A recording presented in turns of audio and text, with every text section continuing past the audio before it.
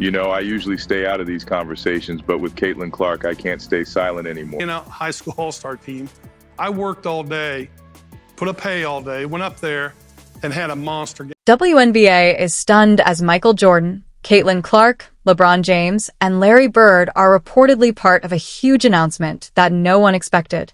The news has sent shockwaves across the basketball world, with fans reacting in disbelief. While full details are still unclear, this moment is already being called one of the biggest surprises in sports history. Social media is on fire with speculation about what this means for the WNBA and the future of the game. One thing is certain, this announcement has changed everything. The entire arena holds its breath when the greatest of all time speaks. Michael Jordan wasn't merely considering his own legacy this time. He brought attention to Caitlin Clark, a rising star who is revolutionizing women's basketball with each shot.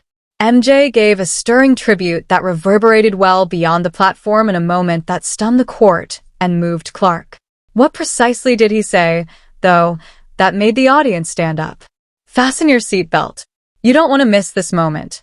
Michael Jordan and Caitlin Clark's ascent. It's not common for Michael Jordan to enter the public eye, particularly when it comes to players who aren't in the NBA. It's deliberate, and people take attention when a WNBA rookie gets that infrequent limelight. Jordan has traditionally refrained from offering much opinion on the women's game, preferring to watch from a distance while establishing his reputation in the men's league through branding, ownership, and worldwide influence. But when he does talk, it's not just compliments, particularly when it comes to a rising star like Caitlin Clark. The concept of greatness has undergone a radical change. Clark is not merely gathering data. She is radically changing the WNBA's image. Record-breaking attendance numbers and unheard-of television ratings have resulted from her entrance. She has transformed formerly quiet games with the Indiana Fever into sold-out events, drawing over 1 million spectators each time. However, her ascent is significant in ways beyond numbers. The ripple effects contain it. Girls are picking up basketballs not only to play but also to be seen and heard in cities where her games are frequently televised. Youth basketball programs are flourishing and camps are packed.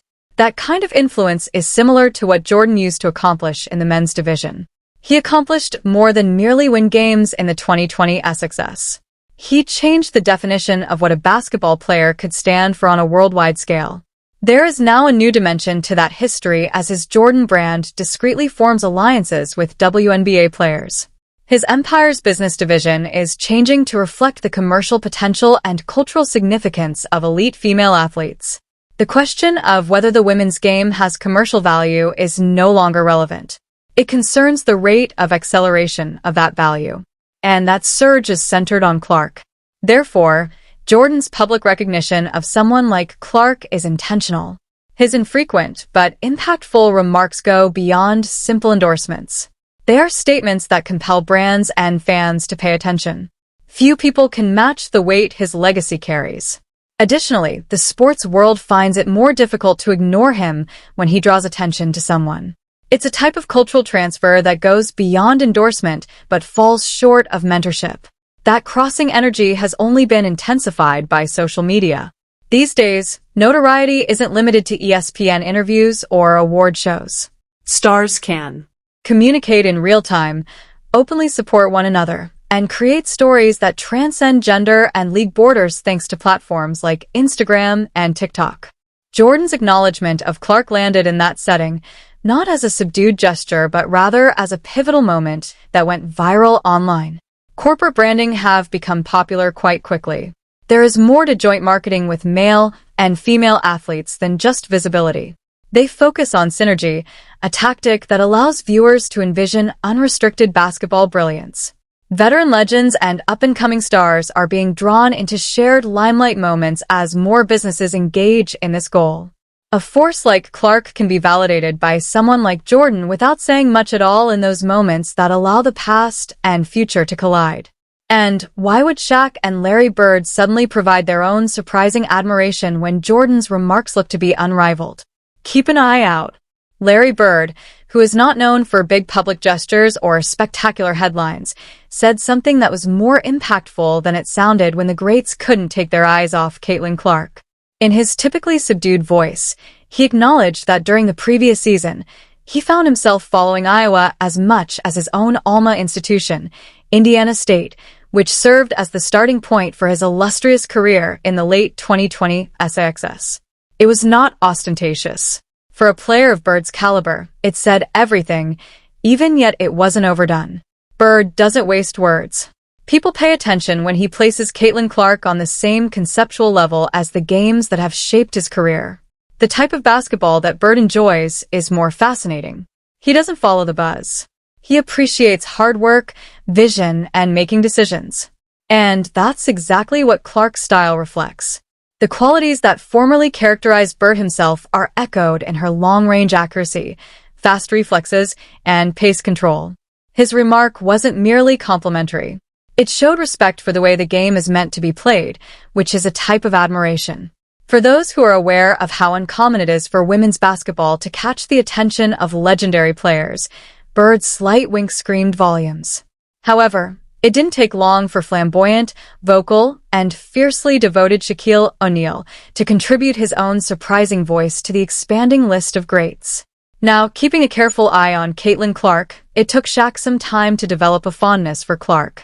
His loyalty to Angel Reese, a player he has consistently publicly backed, was evident in the early stages of her WNBA career. However, something changed as Clark continued to rule with poise, self-assurance, and gammy-during prowess. The hoopla and publicity weren't the only factors. It was what he personally seen, and there was an obvious change in tone when he eventually addressed it. "Now I'm not Shaq. I'm a fan," he declared, putting aside his extravagant reputation for a brief moment of straightforward candor. He wasn't merely complimenting her. He gave an explanation. He discussed how she enhances everyone around her, how she makes play, and how she may create possibilities. He pointed out that her choices were wise in addition to being eye-catching. Legends have been played by Shaq. He understands the distinction between continuous excellence and fleeting excitement. And he saw the latter in Clark. His commendation was all the more remarkable because it came so naturally in spite of his previous position. There was no hesitancy. Although he admitted that a player's performance can be distorted by television, he claimed that Clark's game was much better in person. Her leadership, her movement, and her choice of shots all translated. Sound bites didn't appeal to Shaq. Her maturity, knowledge, and control on the floor truly astonished him. Furthermore, he made it apparent that her actions are not typical. Being acknowledged by celebrities like Bird and Shaq is more than simply confirmation. It's a change in the way people who have defined the game view it. Their respect is not based on emotion. It is a result of years of research into what makes elite basketball players stand out. And why was Caitlin Clark left off of Team USA's Olympic roster when the clamor of legends continued to reverberate around her? Does the narrative have more to it? Let's investigate. Caitlin Clark's quiet revolt is an example of how criticism can spur a comeback. Being excluded comes with a certain stillness. The sort that stays in your chest when your name isn't on the list, not the kind that reverberates through an empty arena. Although Caitlin Clark had previously experienced pressure, being left off the U.S. Olympic roster carried a distinct burden. There was more than one competition. Both supporters and detractors were alarmed by the symbolic message. It was unimaginable to many. A player who had increased TV ratings, filled arenas, and rekindled interest in women's basketball is now marginalized on the international scene. It was uncomfortable. However, not everyone thought it was a catastrophe. Dwight Howard, who experienced both highs and lows during his NBA career, viewed it as a test that could prove to be beneficial. He said without sugar-coated pity, this should make her go harder in the gym. It was a challenge rather than a jab. Howard wasn't downplaying her suffering. He was gesturing to what was beyond it. He had previously witnessed it. Athletes that are passed over frequently manage to make everyone regret it. He had high expectations for Caitlin. Perhaps just possibly, Caitlin's isolation provided her with space, something she hadn't had in a long time.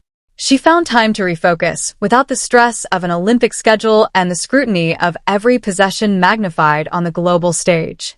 She was able to hone her skills in peace when she was away from Paris. She remained in the gym while the cameras shifted. She didn't have a fire for show. She did it for herself. Even if the supporters weren't present for every extra drill or late-night filming session, it was continuously and silently taking place. In other news, former NBA guard Jeff Teague wasn't keeping silent. He believed that the WNBA had missed a great chance. They played this all wrong, he shook his head. Although Teague had never been interested in making headlines, his annoyance was evident when he spoke. Not only had the league underutilized Caitlin, but they had also alienated a large number of her supporters. All of a sudden, games were selling out. The merchandise was flying. The numbers on social media had increased. Nevertheless, her greeting had been everything but cordial. In his opinion, Teague wasn't alone. He was sharpened by Hall of Famer Rick Barry. Caitlin experienced physical abuse that was not just harsh, but also intimate. He declared it's reprehensible regarding the persistent targeting. This wasn't how rookies were often treated. And that said it all coming from Barry, a player who played when severe fouls were commonplace. The interaction wasn't the only thing that bothered him. It was the top-down message. What kind of tone does it set if stars aren't protected? Every game she played during those early months had additional significance. It felt like a challenge with every foul. Each star has a warning. Nevertheless, just concentrate. No theatrics, no irate interviews. Quietly and professionally, she took it all in. Things started to change gradually. Her teammates were taller. Even if they wouldn't acknowledge it, rivals took notice. A new kind of tension emerged from the silence that had previously felt like rejection. It was no longer a symbol of uncertainty. It alluded to something developing.